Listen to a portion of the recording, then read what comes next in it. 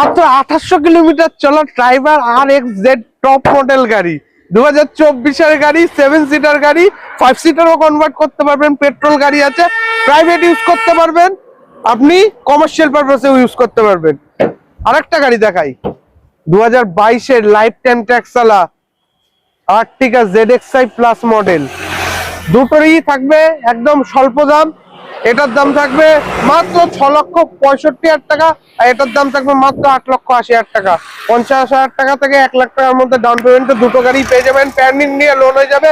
এছাড়াও এত গাড়ি আছে, স্ক্রিনে দেওয়া নাম্বারে ফোন করুন।